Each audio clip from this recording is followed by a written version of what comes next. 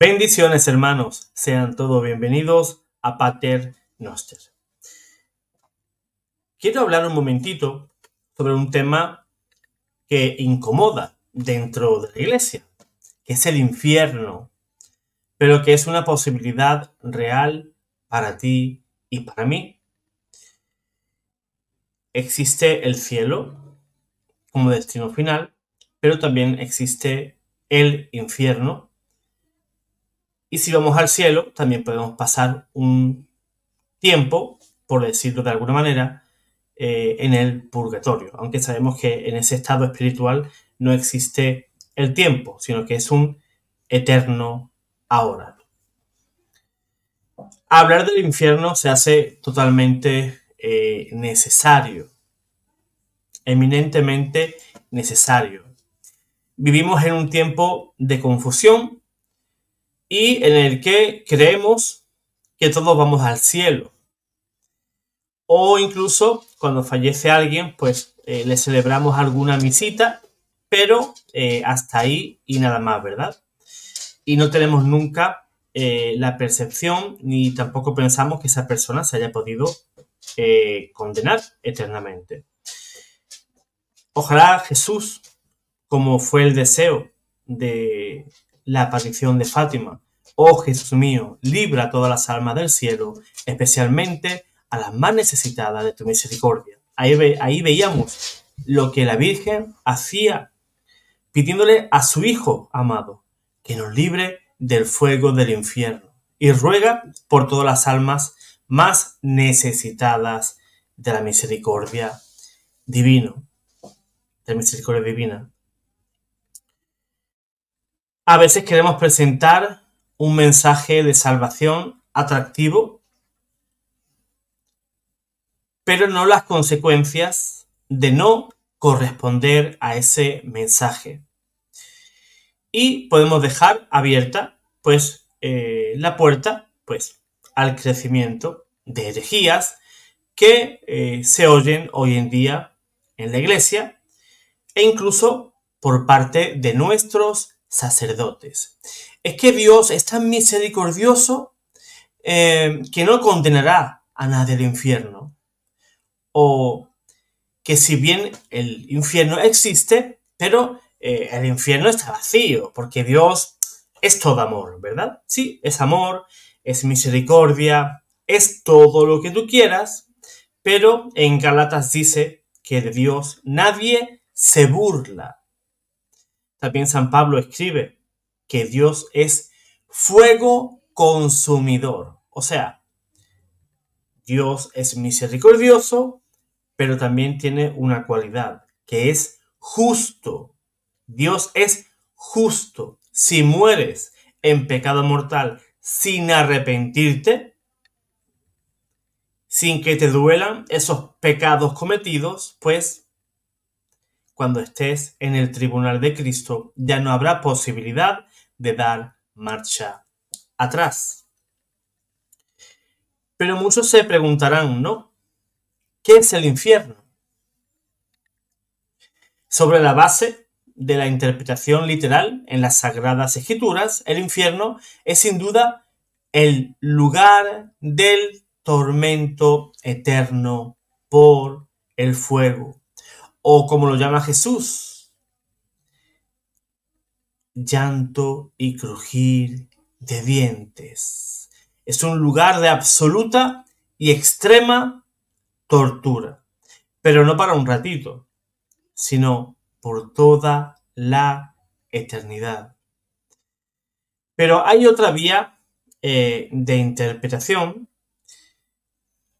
sobre qué es el infierno, que dice que estas son palabras figurativas para describir lo que será estar mentalmente torturado por toda la eternidad, separado de Dios, de Jesús y tus seres queridos, sin pensar en llegar un día en que podamos ser rescatados. En el infierno de las personas existe un solo infierno, pero en ese infierno donde van a estar las personas se reviven una y otra vez todas las oportunidades que tuvimos de llegar a Cristo en esta vida, pero que esas personas se reían y tú y yo también nos reíamos y negábamos la existencia del demonio y del infierno. ¿Y qué decíamos? Pues mañana iré a confesarme. Mañana me arrepiento. Mañana. Y todo lo aplazamos. Y nos sorprende la muerte en pecado mortal y ni siquiera hemos tenido tiempo de arrepentirnos.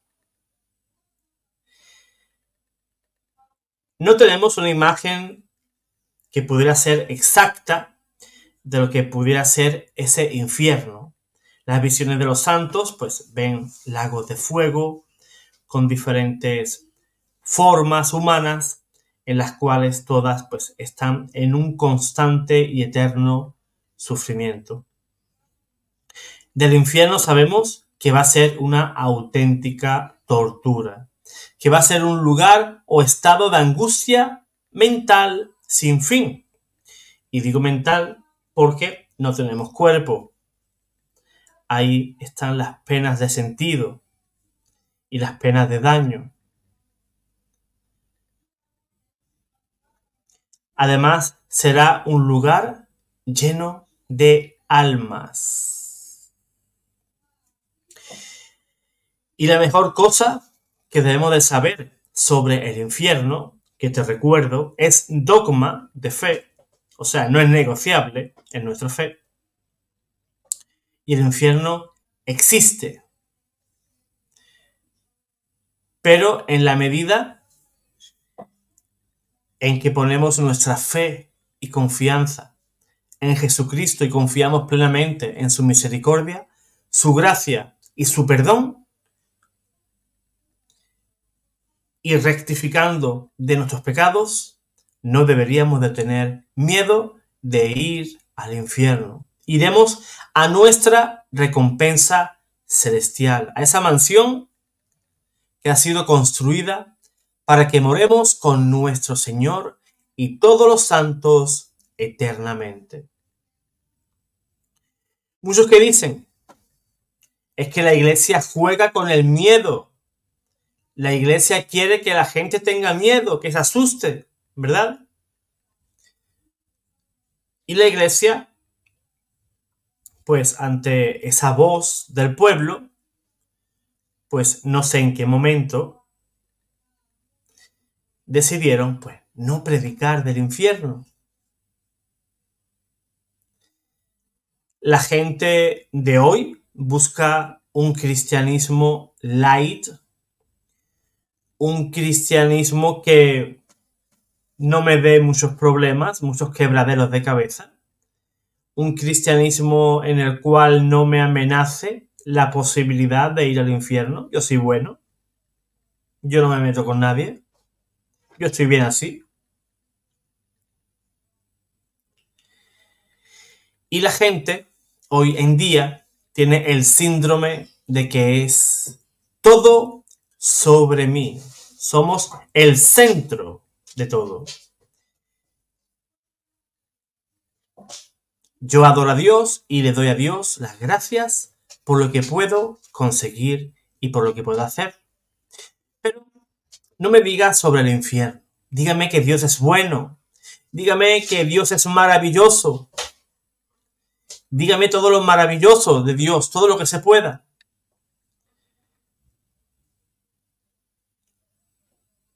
Dios está siempre viendo todo lo que hacemos. No quiero herir a Dios, no quiero llamarle malo. Tampoco quiero que amenazándome del infierno, con el infierno, pues no hiera mis sentimientos. Yo amo a Dios y ¿cómo Dios me va a hacer a mí eso? En definitiva, es querer ver solo la promesa positiva sin ver los requisitos para que se cumplan. Porque esos requisitos no estamos dispuestos a cumplirlos. Queremos lo bueno del Evangelio. Queremos que el Señor nos bendiga, que el Señor nos dé la vida eterna, que Dios nos sane, que Dios nos llene de riquezas, de prosperidad, pero no quiero esa parte del Evangelio donde Jesús amenaza incluso a los incrédulos con el infierno. El anuncio positivo de la buena nueva, del Evangelio, de que Cristo, por su sacrificio, ganó la redención para el mundo entero. Y tiene una parte regular en la predicación contemporánea. ¿Y qué digo o qué quiero decir con la redención para el mundo entero? Pues que todos estamos llamados a la santidad.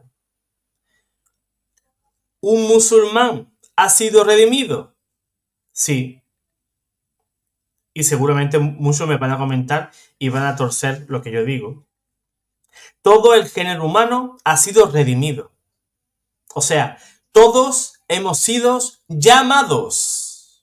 Como dice el Evangelio, todos. Y cuando decimos todos, somos todos. Hemos sido llamados, pero pocos serán los elegidos. Pocos los elegidos en comparación a ese número tan grande de llamados. Un musulmán, por supuesto, no va a aceptar la llamada de Cristo. Pero Cristo murió por todos los hombres y mujeres que pasen a través de los tiempos. Que podamos ofrecer un evangelio light, solamente las cosas positivas, las negativas las guardamos, no las exponemos, pues eso tiene terribles consecuencias al no transmitir completo el mensaje de Jesús. Y sin embargo, rara vez la parte dolorosa del mensaje del Nuevo Testamento es escuchado en la iglesia contemporánea.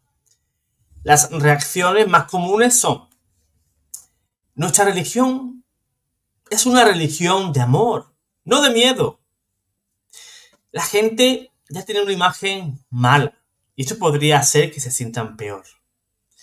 El miedo del infierno es un motivo indigno para todo cristiano. No deberíamos estar tratando de asustar a la gente para ser buena. Cuando se enseña solo la oferta positiva de la salvación y la predicación evangélica, y no se dice nada acerca de las consecuencias de no responder a esa increíble oferta que Dios nos da mediante su infinita misericordia, entonces se está ofreciendo un evangelio diferente. Porque es muy difícil ver la llamada de la nueva evangelización como un accesorio, bueno, pero no realmente necesario, si no hay consecuencias negativas para no responder de manera positiva. Después de décadas de silencio sobre las consecuencias de no responder al amor y a la misericordia de Dios para una vida de fe, una visión del mundo ajena ha colonizado las mentes de un gran número de nuestros hermanos católicos. Supone que casi todo el mundo va a ser salvado, excepto tal vez unos pocos asesinos de masas muy notorios. El católico piensa que aquel que muere pues ya está morando en las moradas eternas. Y eso no es así. Quizás está en el purgatorio. O quizás se condenó. O quizás, ¿por qué no? Venga, fue directamente al cielo. Pero ese no es el mensaje de Jesús. Ese no es el mensaje de Jesús.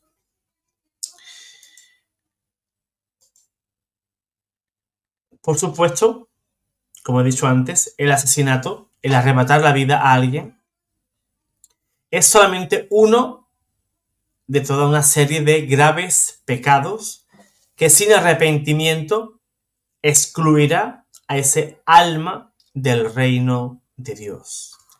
Dice el Señor, ¿no sabéis que los injustos no heredarán el reino de Dios?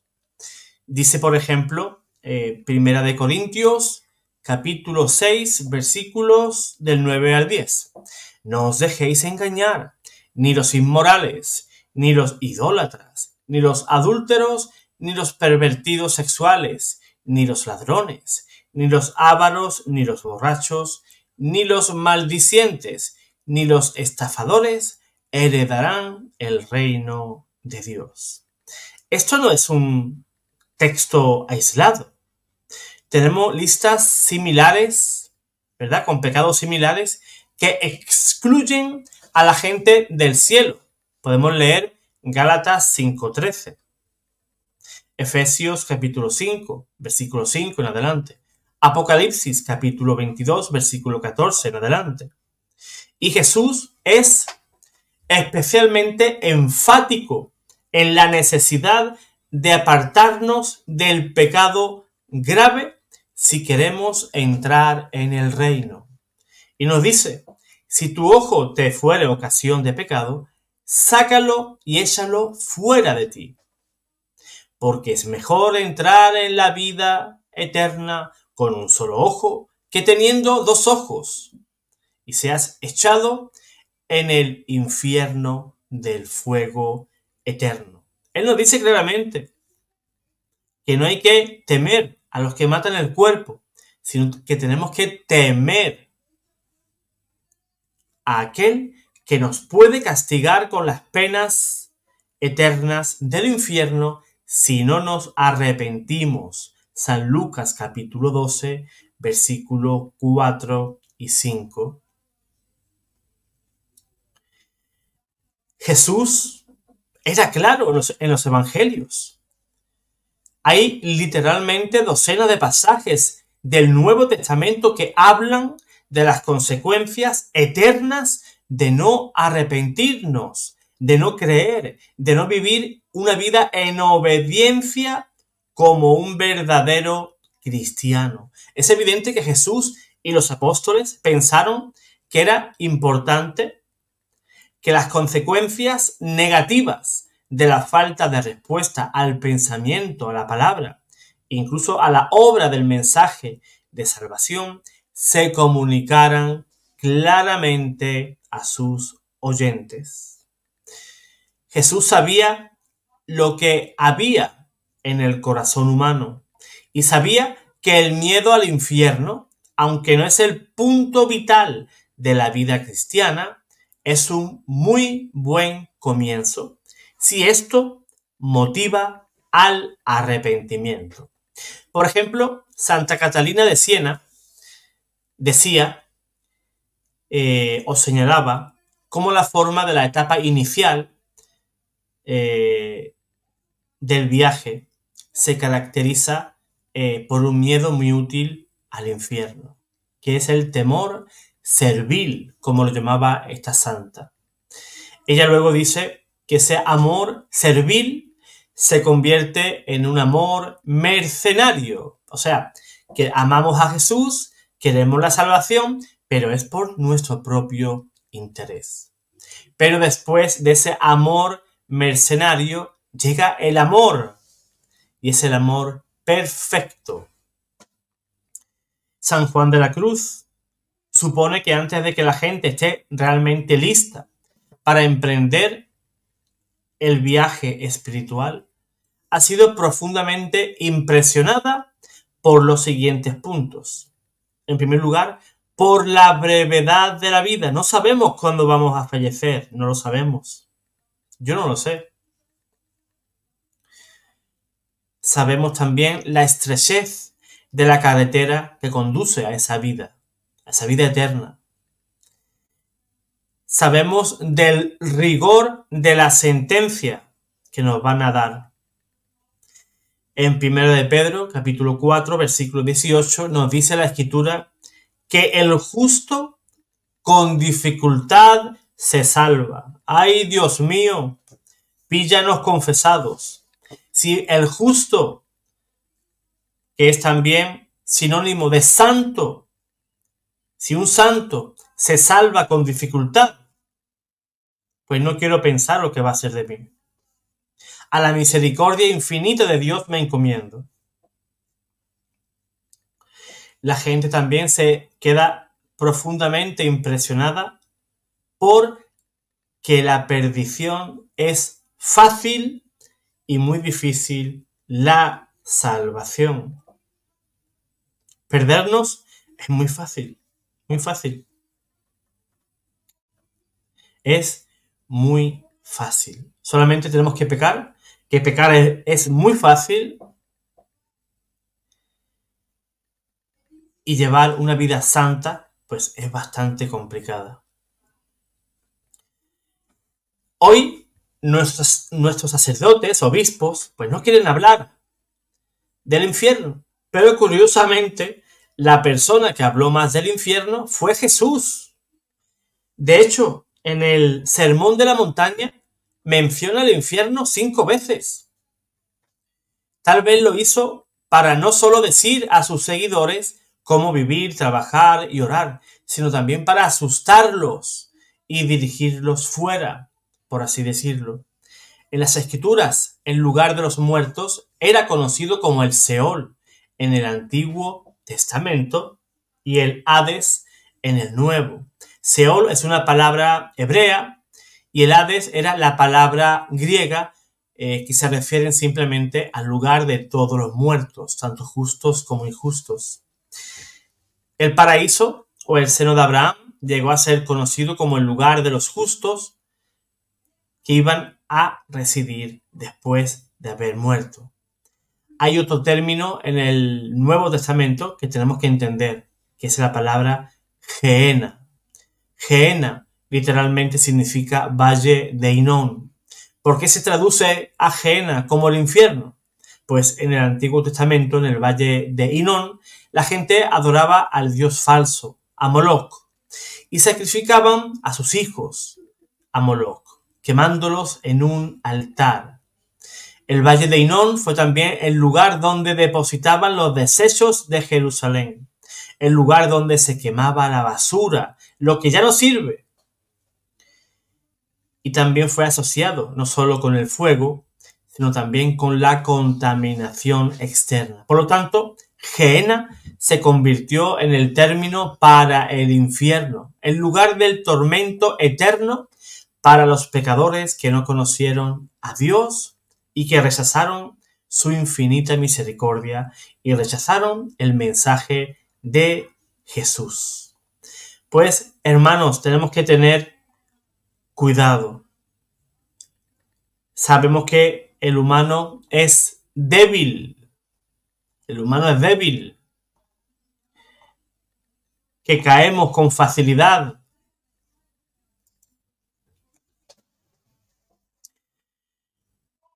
Yo quería, pues,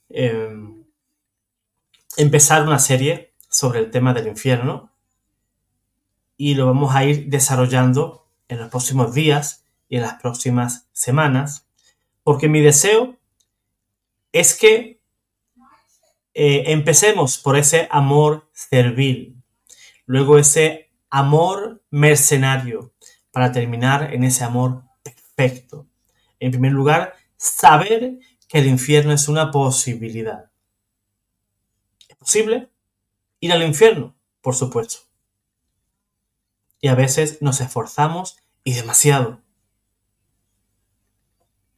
Por eso, el conocer el tema, conocer la existencia del infierno, el saber que podemos caer ahí y eternamente, eso va a hacer que tengamos la guardia en alto. Para que tú y yo sigamos prosperando en nuestra vida de fe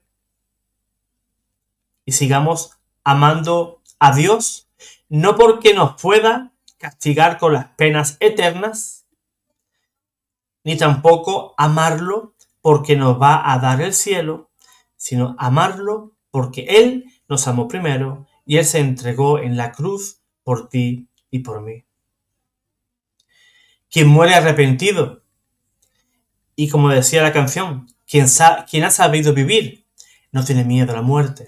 Una canción preciosa de del hermano Martín Valverde: quien ha sabido vivir no le teme a la muerte. Porque la muerte no es más que la separación del alma y el cuerpo.